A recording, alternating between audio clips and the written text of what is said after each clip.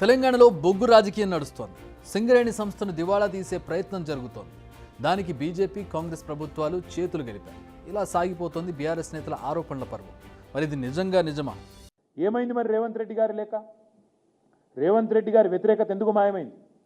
2021 December 11 నాడు coal blocks కేటాయించండి సింగరేణికని demand చేసిన రేవంత్ రెడ్డి గారు పీసీసీ ప్రెసిడెంట్గా ఇలా ఏం మారింది?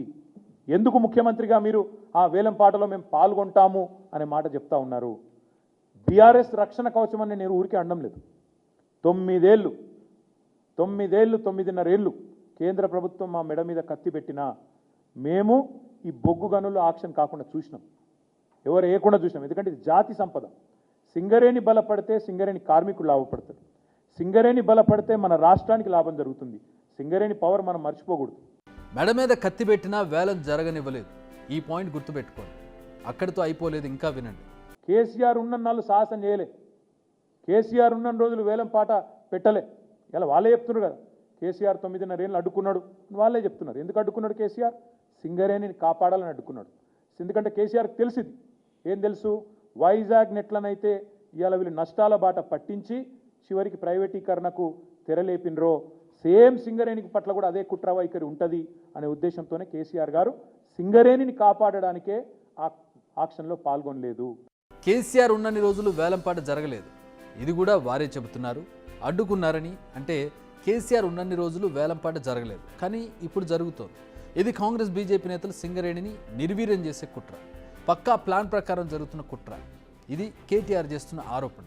సో సింగరేణి కోసం కేటీఆర్ పోరాడుతున్నారు, సంస్థను కాపాడేందుకు చెమటోడుస్తున్నారు, నిలదీస్తున్నారు, ప్రశ్నిస్తున్నారు, చేయాల్సినంత చేస్తున్నారు. మనం ఆయన పోరాటాన్ని గుర్తించాలి కూడా. ఇది ఆయన వర్షన్. ఇక అసలు వర్షన్కి వద్దాం. మరి ఫ్లోలో చెప్పారో, ఎవరు గుర్తించారన్న ధైర్యంతో చెప్పారో, రీజన్ ఏదైనా కానీ కొన్ని పక్కా అబద్ధాలు మాత్రం చెప్పారు కేటీఆర్. అదే బీఆర్ఎస్ హయాంలో అసలు కోల్ మైన్స్ వేలం జరగలేదని. నిజంగా బీఆర్ఎస్ పాలన కోల్ మైన్స్ వేలం జరగలేదా? జరిగింది, 100% జరిగింది. కానీ కావాలని ఈ విషయాన్ని దాచి ప్రజలను అమాయకులను చేసి ఇప్పుడు నెపాన్ని మొత్తం కాంగ్రెస్ గవర్నమెంట్పై వేస్తున్నారు.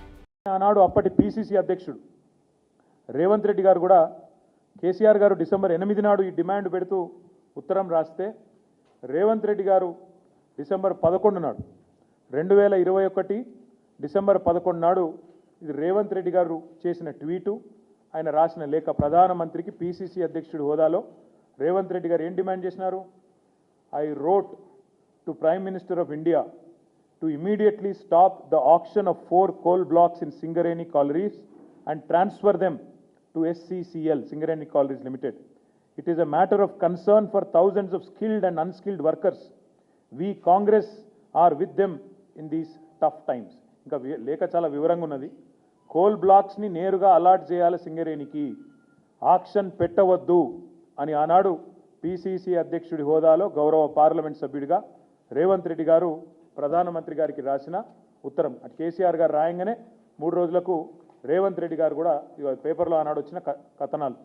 రేవంత్ రెడ్డి అర్జెస్ ప్రధానమంత్రి to stop the auction of coal blocks. అప్పుడు లెటర్స్ రాశారు, ఇప్పుడేమో వేడుక చూస్తున్నారు. ఇదే న్యాయం అంటున్నారు కేటీఆర్. బట్ 2022 అక్టోబర్లో జరిగిన వేలంలో కోయగూడెం బ్లాక్ను వేలంలో ఎవరు దక్కించుకున్నారు? 2023లో ఆగస్టులో జరిగిన వేలంలో సత్తుపల్లి బ్లాక్ను ఎవరు దక్కించుకున్నారు? ఈ ప్రశ్నలకు బీఆర్ఎస్ నేతలు సమాధానం చెప్పగలరా? ఇలాంటి ప్రశ్నలు ఎదురైతే చాలు వ్యూహాత్మక మౌనం పాటిస్తారు, అసలేం జరగలేదన్నట్టు బిహేవ్ చేస్తారు. అంటే గతంలో కూడా తెలంగాణలో ఉన్న బొగ్గు గనుల వేలం జరిగింది. ఇందులో ఇంకా దారుణమైన విషయం ఏంటంటే 2022లో జరిగిన వేలంలో కోయగూడెం బ్లాక్ను దక్కించుకున్నది ఆరో కోల్ ప్రైవేట్ లిమిటెడ్. ఇది కేసీఆర్కి అత్యంత సన్నిహితులుగా పేరున్న అరబిందో సంస్థకు చెందింది. ఇక 2023లో సత్తుపల్లి బ్లాక్ను Sri Avantika contractors India limited దక్కించుకుంది. ఇది కూడా కేసీఆర్కు బంధువైన ప్రతిమ శ్రీనివాస్కు చెందింది. అంటే అసమధీయుల కోసం సింగరేణి గొంతు కోశారని ఇక్కడే అర్థమైపోతోంది. ఇక్కడ మరో విషయం గుర్తు చేసుకోవాలి. గోదావరి పరిసరాల్లో ఉన్న బొగ్గు గనుల వేలంలో పాల్గొనొద్దని అనధికారికంగా ఆదేశించారన్న ఆరోపణలున్నాయి. దీంతో ఆ వేలంలో సింగరేణి పాల్గొనలేదు. ఆ ఛాన్స్ను ప్రైవేట్ కంపెనీలు క్యాష్ చేసుకున్నాయి. కానీ ఇప్పుడు ఆ పరిస్థితి లేదు. ప్రస్తుతం సింగరేణి వేలంలో పాల్గొంది. At the same time Singareni వేలం లేకుండా బొగ్గు గనులను అప్పగించాలని స్ట్రాంగ్గా డిమాండ్ చేస్తోంది.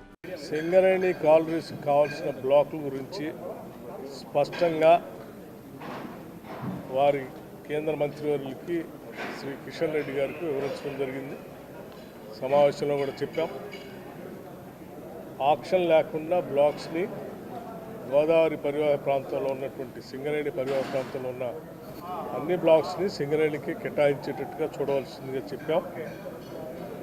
నేరుగా ప్రధానమంత్రి శ్రీ నరేంద్ర మోడీ గారి సమయం కూడా తీసుకొని మీరు మాట్లాడి సమయం ఇప్పిస్తే రాష్ట్ర ముఖ్యమంత్రి వర్యులు శ్రీ రేవంత్ రెడ్డి గారు, నేను, ఇతర రాజకీయ పార్టీలకు సంబంధించిన వాళ్ళందరం కలిసి ఆల్ పార్టీ డెలిగేషన్ కూడా వచ్చి ప్రధానమంత్రి గారిని కలిసి రిక్వెస్ట్ చేస్తామని కూడా చెప్పాం.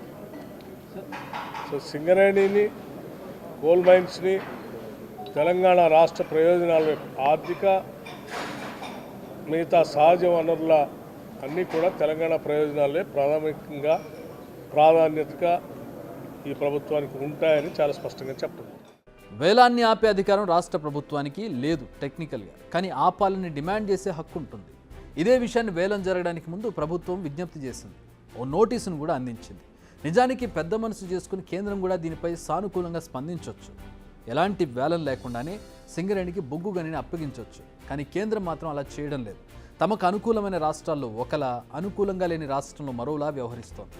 తెలంగాణ రాష్ట్ర ప్రభుత్వం వ్యతిరేకిస్తున్న వేలం విషయంలో కేంద్రం అడుగులు ముందుకే పడుతున్నాయి తప్ప వెనక్కి తగ్గడం లేదు. ఇంకా దారుణమైన విషయం ఏంటంటే, కేంద్ర బొగ్గు గనుల శాఖ మంత్రి మన తెలుగువాడు, తెలంగాణ వాడైన కిషన్ రెడ్డి.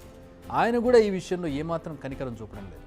ఇటు రాష్ట్రము కేంద్రం అనుకోకుండా ఈరోజు కోల్ ఇండియా లిమిటెడ్ ఏ రకంగా మేము ఇంపార్టెన్స్ ఇస్తామో అదే ఇంపార్టెన్స్ దానికంటే ఒక అడుగు ముందుకేసి ఈరోజు సింగరేణికి ఇస్తాం మేము. అందులో ఏ రకమైనటువంటి అనుమానాలు తెలంగాణ ప్రజలు కానీ సింగరేణి కార్మికులు కానీ పెట్టుకోవాల్సినటువంటి అవసరం లేదు. ఖచ్చితంగా నేను తెలంగాణకు సంబంధించిన ప్రాతినిధ్యం వేస్తున్నా కాబట్టి సింగరేణి అన్ని రకాలుగా ఉంటాం. ఏదైతే గౌరవ ఉప ముఖ్యమంత్రి గారు చెప్పారో ఆ విషయాలన్నిటిపైన కూడా పరిశీలిస్తాము. ఒక 2 మైన్లు మా దృష్టిలో ఉన్నాయి. ఇమ్మీడియట్గా మరి నైని ప్రాజెక్ట్ ఏదైతే ఉన్నదో ఒరిస్సాలో 2015 నుంచి అది పెండింగ్లో ఉంది. దానికి సంబంధించి ఒక అడుగు కూడా ముందు కదలలేదు. దానికి సంబంధించి వెంటనే ఇప్పుడు అక్కడ బీజేపీ ప్రభుత్వం అధికారంలోకి వచ్చింది కాబట్టి నేను కూడా చొరవ తీసుకొని అక్కడ ముఖ్యమంత్రి గారితో మాట్లాడి ఆ ప్రాజెక్టు మనకు ప్రొడక్షన్కి వచ్చినట్లయితే చాలా సమస్యలు పరిష్కారం అవుతాయి.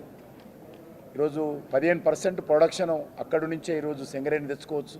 తిలాపాపం తలా పిడికెడన్నట్టుగా ఉంది బీఆర్ఎస్ బీజేపీల వ్యవహారం. ఈ 2 పార్టీలు పరస్పర ఆరోపణలు చేసుకుంటూ బొగ్గు బంగారానికి కేరఫ్గా ఉన్న సింగరేణికి అన్యాయం చేస్తున్నట్టుగా కనిపిస్తోంది. బిగ్ టీవీ అవుట్లుక్ కథనాలు నచ్చితే వెంటనే బిగ్ టీవీ ఛానల్ ను సబ్స్క్రైబ్ చేయండి.